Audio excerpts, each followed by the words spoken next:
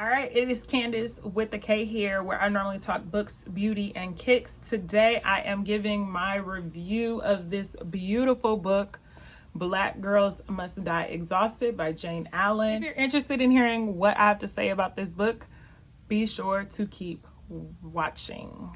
Alrighty, so thanks to the good folks over at HarperCollins. They sent me this advanced reader's copy of Black Girls Must Die Exhausted.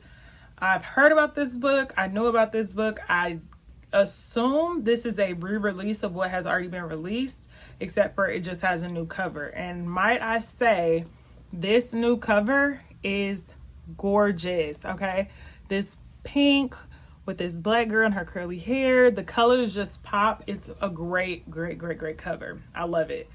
I am going to be doing spoilers, so if you have not read the book, this might be your time to check out, but for sure, check back in because let's talk about it. All right, so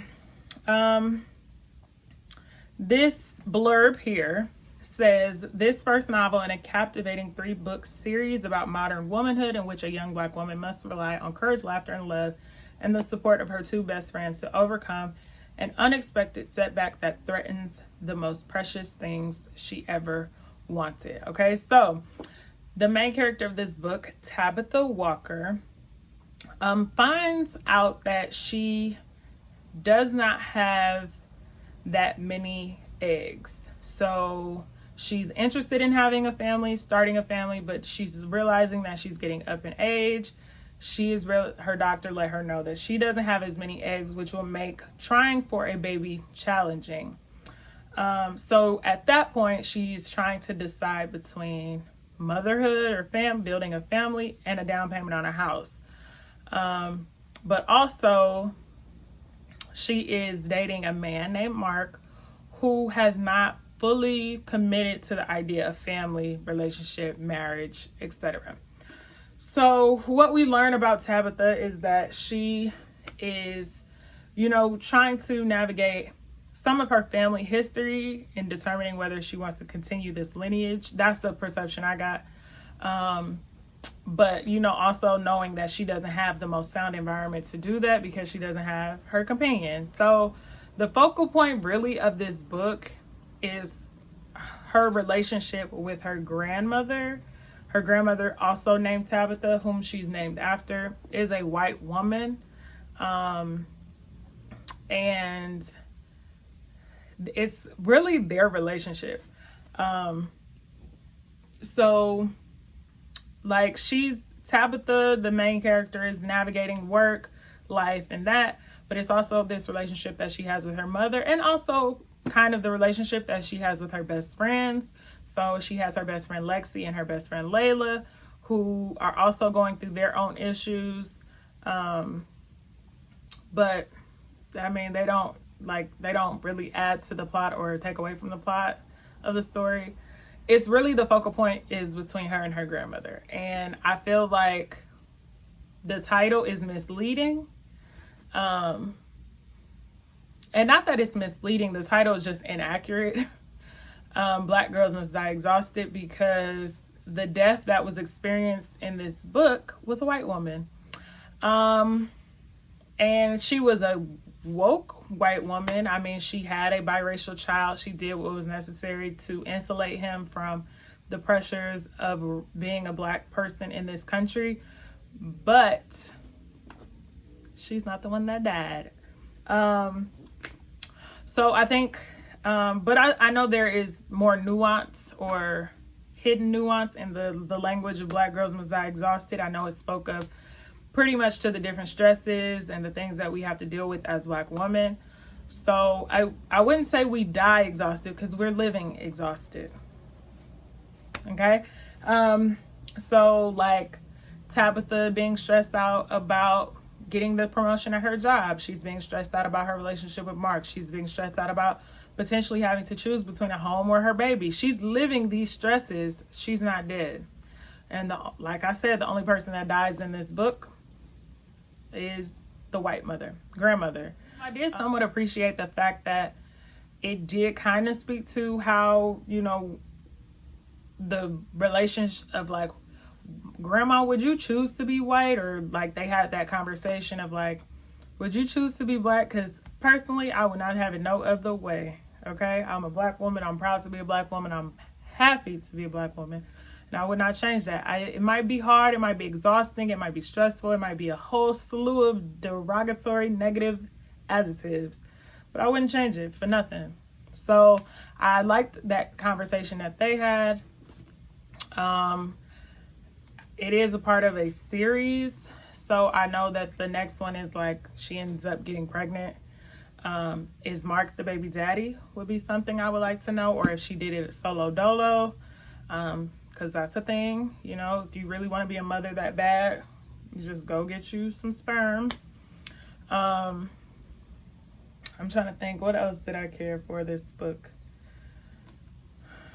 There's also a part in this book in which she's trying to go for a promotion at her job, and her boss kind of pulls her into the office and tells her, like, you didn't really work. The other person deserved the promotion more than you didn't really work for it. And she felt like she only got promoted because she was black. But in my perception of that conversation, he was trying to kind of tell her, like, I see your potential. I see that you can do it. You have a perspective that's unique. And I didn't think that was racial. I thought he was just trying to kind of push her to her potential while also diversifying the conversations that exist at her network. Like, I didn't think it was super racial, and she took it as that. And so I started to kind of get irritated in her trying to make that out of something. I know in today's climate, we're very hyper aware, hypersensitive to many racial issues. And some of them, yes, they are racial, but some of them just aren't, you know? So it's like, he was trying to push you, girl.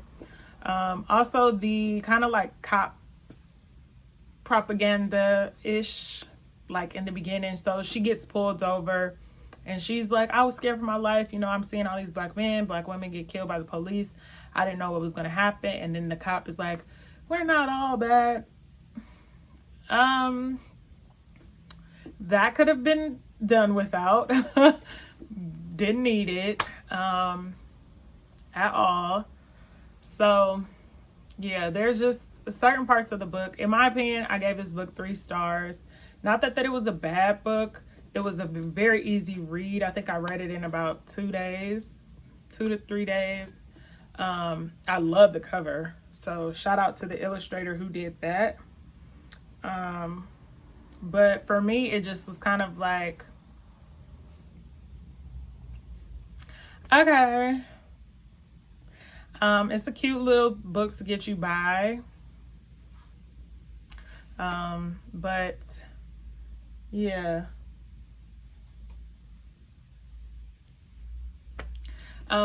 Yeah, so I believe this new cover is going to come in the middle of September. From my understanding, it is no different from what has already been on the shelves. It just has a new cover. I could be wrong.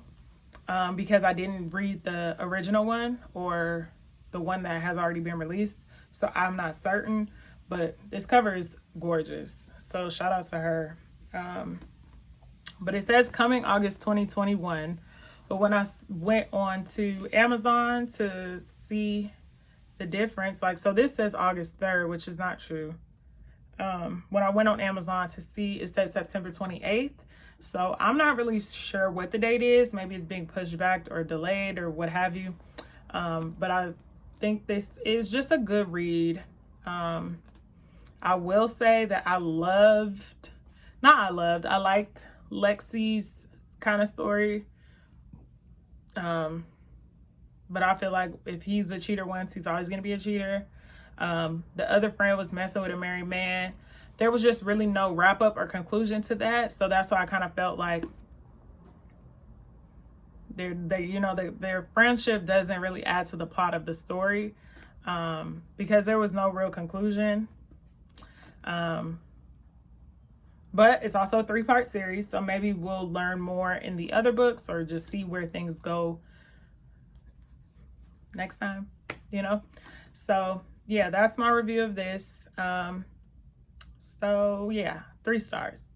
So if you haven't done so already, be sure to follow me on Instagram. Candace with a K Reads is where I put all the books that I've finished. And then you can also follow me on Goodreads. That is a way for you to just, you know, be friends on there to see our progress and what you're reading, what I'm reading. And then be sure to hit that subscribe button, and I will see you in my next video.